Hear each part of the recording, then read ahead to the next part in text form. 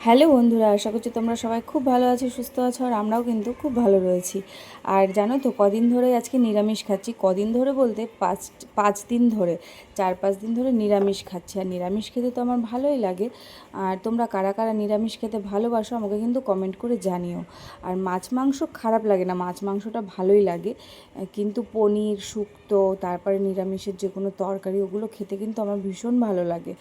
আর আর এখন কয়েকদিন ধরে যেহেতু নিরামিষ চলছে, নিরামিষ বলতে চৈত্র সংক্রান্তি, তারপরে হলো নীল পুজো, তারপরে মাঝখানে কিন্তু একটা মঙ্গলবারও পড়ে গেছিলো। তারপরে চৈত্র সংক্রান্তি করেছি, নীল পুজোর একটা যে আগের দিন নিরামিষ খেতে হয়, সেগুলো সব মিলিয়ে মিশিয়ে ওই 4-5 দিন হয়ে গেছে আমাদের নিরামিষ।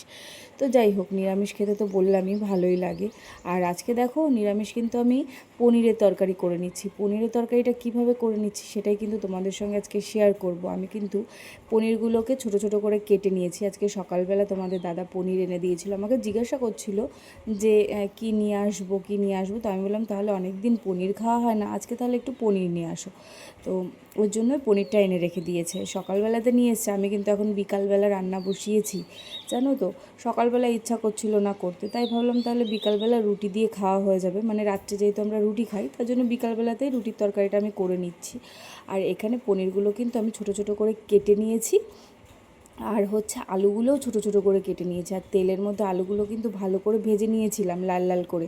তারপরে ওর মধ্যে আমি কাজু, কিশমিশ, পোস্ত, তারপরে একটুখানি জিরে গুঁড়ো, সামান্য একটু কাশ্মীরি লঙ্কার গুঁড়ো, তারপরে কয়েকটা কাঁচা লঙ্কা একসঙ্গে পেস্ট করে নিয়েছিলাম। তারপরে ওই আলু ভেজেছিলাম যেই তেলটুকুর মধ্যে, সেই তেলটুকুর মধ্যে আমি কিন্তু গোটা গরম মশলা, একটুখানি জিরে আর একটা তেজপাতা দিয়ে দিয়েছি। তারপরে কিন্তু আমি ওই পেস্ট করে রাখা মশলাটা দিয়ে দিয়েছি। মশলাটা দেওয়ার পরে ভালো করে কষিয়ে নিয়ে আমি কিন্তু পনিরগুলোও দিয়ে দিলাম। পনিরগুলো কিন্তু আমি ভাজিনি, পনিরগুলো এইভাবে আমি দিয়ে দিই। আর এইভাবে পনিরগুলো রান্না করলে না, পনিরগুলো একদম সফট হয়। আর আমার তো খেতে ভীষণ ভালো লাগে এইভাবে পনিরটা। তারপর পনিরটা দিয়েও মশলাটাকে দিয়ে একসঙ্গে ভালোভাবে কষিয়ে নিয়ে তারপরে জল ঢেলে দিয়েছি। জল ঢেলে দেওয়ার পর 1 চামচ মতন ঘি আর একটুখানি কেশরি মেথি দিয়ে কিন্তু আমার রান্নাটা কমপ্লিট হয়ে গেছে। তো জানিও কিন্তু রান্নাটা কেমন হলো।